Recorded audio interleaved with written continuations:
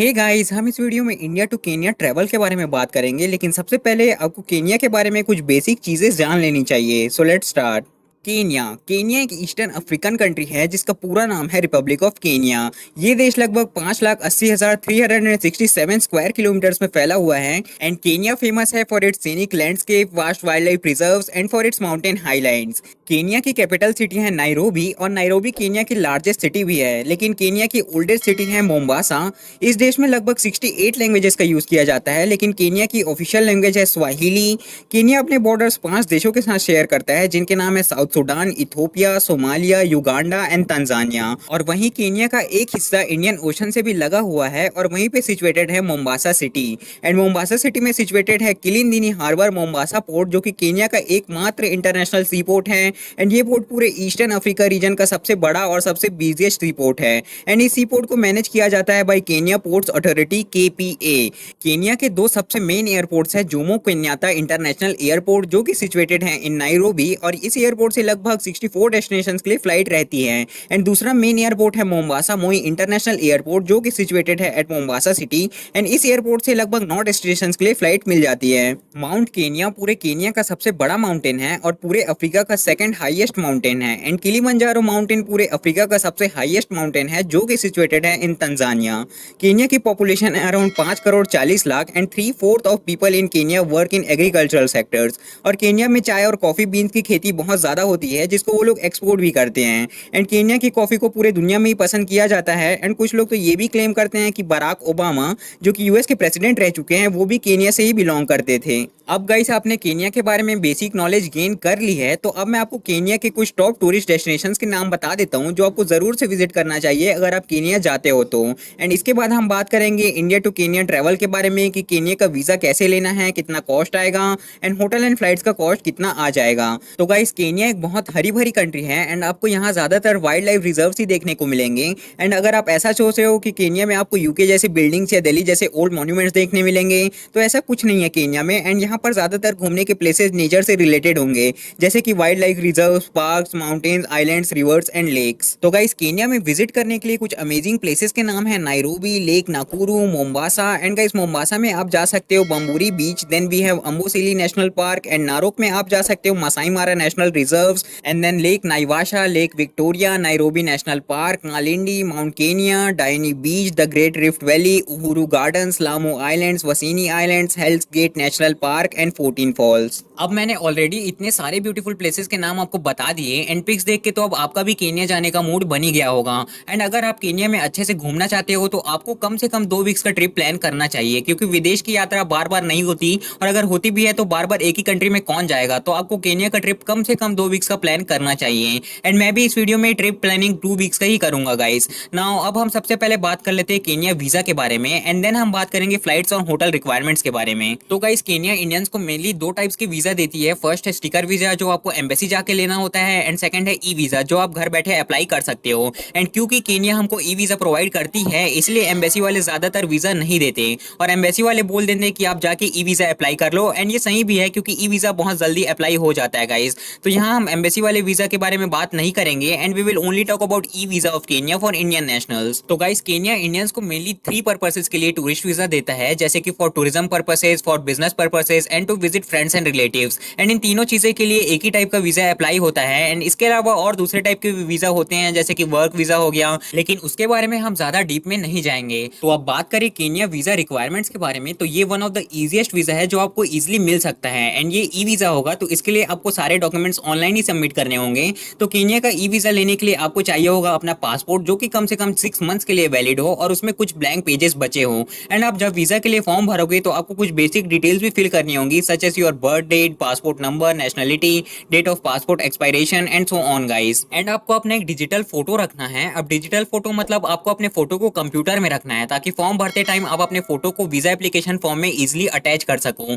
And अब photos के बारे में थोड़ा अच्छे से ही बता देता हूँ, क्योंकि ये जरूरी भी है। तो आपका फोटोग्राफ जो होगा वो कलर्ड होना चाहिए और 6 मंथ से पुराना नहीं होना चाहिए। एंड स्कैन फोटो भी नहीं होना चाहिए, जैसे कि कुछ लोग अपने पासपोर्ट का जो फोटो होते हैं ना उसी को स्कैन करके वीजा एप्लीकेशन फॉर्म में लगा देते हैं, तो ऐसा आपको नहीं करना है। और आपके फोटो का बैकग्राउंड प्योर व्हाइट होना चाहिए। एंड जब व्हाइट बैकग्राउंड रहेगा ना तो ट्राई करना कि डार्क कलर का टी शर्ट पहनो, क्योंकि अगर लाइट कलर का शर्ट पहनोगे और बैकग्राउंड भी व्हाइट रहेगा तो पिक्चर्स ब्लोन आउट हो जाती है एंड डिटेल्स क्लियरली विजिबल नहीं हो पाते हैं। एंड आपके फोटोज में आपका face, years and shoulders visible होना चाहिए। और आप जब फोटो क्लिक करवाओगे तो नॉर्मल कपड़ों में ही क्लिक करवाना है। अगर यूनिफॉर्म या किसी और कपड़े में क्लिकड है तो आपका एप्लीकेशन रिजेक्ट हो जाएगा। जैसे कि बच्चों को स्कूल के लिए हम यूनिफॉर्म में पिक क्लिक करवाते हैं और उसी को हम इधर उधर कहीं भी दे देते हैं, तो ऐसा आपको वीजा अप्लाई करते समय नहीं करना है। एंड यहाँ तक कि मेरे बैंक के पासबुक पे भी मेरे स्कूल यूनिफॉर्म वाली फोटोज है गाइस। एंड कैप वैप नहीं पहनना है, सन ग्लासेस भी नहीं पहनने हैं। लेकिन अगर आपको पावर वाला चश्मा लगा है जो आप डेली पहनते हो तो वीजा अप्लाई करने के टाइम भी आपको वो ग्लासेस पहनने हैं और वही मतलब ग्लासेस पहन के फोटो क्लिक करवाना है। तो बस यही रिक्वायरमेंट्स है for Kenya e visa guys. अब आप लोग सोच रहे होंगे कि मैंने ना ही होटल बुकिंग्स के बारे में बताया ना ही रिटर्न टिकट के बारे में बताया, तो क्या केन्या में हम ऐसे ही घुस सकते हैं? तो इसके बारे में मैं आपको अच्छे से क्लियर कर देता हूँ, भले ही वीडियो थोड़ी लंबी हो जाए। तो देखो, अब इन रिक्वायरमेंट्स के साथ हम ई वीजा इजीली अप्लाई कर सकते हैं एंड 2 से 7 दिन के बीच में हमारा वीजा आ जाएगा और इसका कॉस्ट आएगा अराउंड $50 जो कि आपको अपने क्रेडिट या डेबिट कार्ड से पे करना होगा। अब ये जो ई वीजा होगा ना ये एक पेपर फॉर्म में होता है, जैसे कि आप अपने स्क्रीन पर देख सकते हो। एंड यस, ये केन्या का ई वीजा ऐसे ही दिखता है, एकदम सिंपल सा होता है। एंड इसी पेपर को ईटीए या ई वीजा भी बोलते हैं। एंड ईटीए का मतलब होता है इलेक्ट्रॉनिक ट्रैवल ऑथराइजेशन। एंड इसी के बेस पे आपको केन्या में एंट्री मिलेगी। नाउ आपके हाथ में वीजा आ गया, अब रियल गेम शुरू होता है एंड एडिशनल रिक्वायरमेंट्स की लिस्ट शुरू होती है। एंड ये जो पेपर है ना जिसको मैं ई वीजा बोल रहा था, ये कोई वीजा नहीं है, ये बस है एक ईटीए। एंड रियल वाला वीजा आपको केन्या जाने के बाद एयरपोर्ट पर ही मिलेगा। तो अब आपके हाथ में ईटीए आ गया, अब आपको केन्या जाना है और आप किसी भी फ्लाइट से जा सकते हो जो भी आपने बुक किया होगा। लेकिन जैसे ही आप नायरोबी एयरपोर्ट पर लैंड करोगे तो वहां पर आपसे इमिग्रेशन ऑफिसर्स आपका ईटीए मांगेंगे, रिटर्न टिकट मांगेंगे, होटल बुकिंग्स मांग सकते हैं वो लोग, पैसा दिखाने बोल सकते हैं कि आपके पास सफिशिएंट फंड्स है कि नहीं केन्या में रहने के लिए। एंड आपको आइटनरी पूछ सकते हैं कि आप कहां कहां जाओगे, कैसे कैसे घूमोगे। तो आपका जैसा भी प्लान होगा वो सब बता देना इमिग्रेशन ऑफिसर्स को एंड होटल बुकिंग्स भी शो कर देना उन लोगों को। एंड एडिशनल डॉक्यूमेंट्स है, जैसे अगर आपने केन्या का वीजा टूरिज्म के लिए लिया है तो आप इजिली होटल बुकिंग्स दिखा देना और अपना ट्रैवल प्लान बता देना, फिर एंट्री मिल जाएगी। बिजनेस के लिए जा रहे हो तो कंपनी का इन्विटेशन लेटर और कंपनी के रजिस्ट्रेशन का कॉपी दिखाना होगा। एंड फ्रेंड्स से मिलने जा रहे हो तो फ्रेंड्स या फैमिली का इन्विटेशन लेटर और उनका एक प्रूफ ऑफ आइडेंटिटी दिखाना होगा ऑफिसर को, जैसे कि पासपोर्ट हो गया या वर्क परमिट हो गया या कुछ भी दिखा सकते हो आप उन लोगों को। तो आपको वीजा अप्लाई करते time hotel bookings and return flight ticket की कोई नीड नहीं है, लेकिन जब आप केन्या में लैंड करोगे तब आपको इन सब चीजों की जरूरत पड़ेगी। तो अब मैं एक्सपेक्ट करता हूँ कि आपको सारे के सारे रिक्वायरमेंट्स क्लियर हो गए होंगे। एंड जैसे ही आप ऑफिसर्स को अराइवल के टाइम पर अपने डॉक्यूमेंट शो करते हो फिर वो आपके पासपोर्ट पर वीजा का स्टैंप लगा देंगे। एंड ये जो ऑफिसर पासपोर्ट पर लगाएगा ना इसी को बोलते हैं वीजा। एंड जो पेपर हमने इंडिया में ई वीजा फॉर्म फिल करके लेके गए थे वहां पे वो होता है ईटीए। सो वीजा वहां जाने के बाद अराइवल में मिलेगा एंड वीजा वो लोग हमको ईटीए के बेसिस पर देते हैं। एंड सिंगल एंट्री वीजा लेके आप केन्या में मैक्सिमम 30 डेज तक स्टे कर सकते हो एंड वो 3 महीने के लिए और एक्सटेंड होता है, लेकिन उसके लिए आपको इमिग्रेशन ऑफिस जाना पड़ेगा इन नायरोबी। एंड वीडियो बहुत ज्यादा लंबी हो गई है ना, बोर हो रहे होगे शायद आप लोग, लेकिन इससे ज्यादा क्लियर वीडियो आपको यूट्यूब में नहीं मिलेगी गाइज।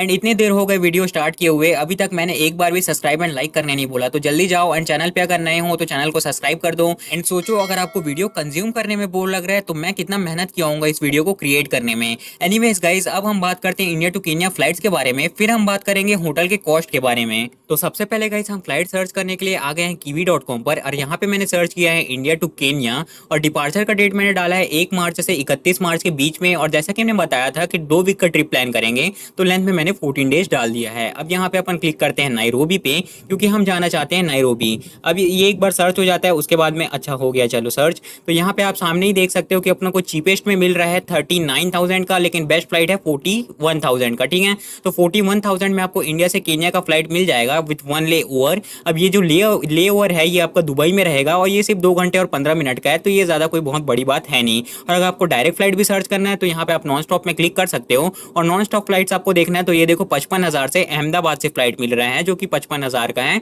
अहमदाबाद टू नायरोबी, और 8 kg का यहाँ पे आप बैग ले जा सकते हो। तो आप कोई भी फ्लाइट लेके जा सकते हो। अगर आपको लेओवर करके जाना ठीक लगता है तो आपको सस्ती फ्लाइट मिल जाएगी, और अगर आपको डायरेक्ट फ्लाइट चाहिए तो आप सीधा अहमदाबाद से केन्या भी जा सकते हो जो कि एयर इंडिया की फ्लाइट होती है गाइस। एंड नाउ अब होटल बुक करने के लिए हम आ गए हैं booking.com पर। यहाँ पे मैंने सर्च किया है नायरोबी और जो डेट है उसको हम 4 मार्च और 18 मार्च डाले हैं, क्योंकि 2 वीक का ट्रिप प्लान करना है और अपना जो फ्लाइट है वो 4 मार्च को डिपार्चर और 8 मार्च को अपना रिटर्न है। ठीक है, तो वैसे ही अपने सर्च किए हैं 1 एडल्ट और यहाँ पे अपन सर्च पे क्लिक करते हैं। उसके बाद अपना फ्लाइट का रेट्स देखते हैं।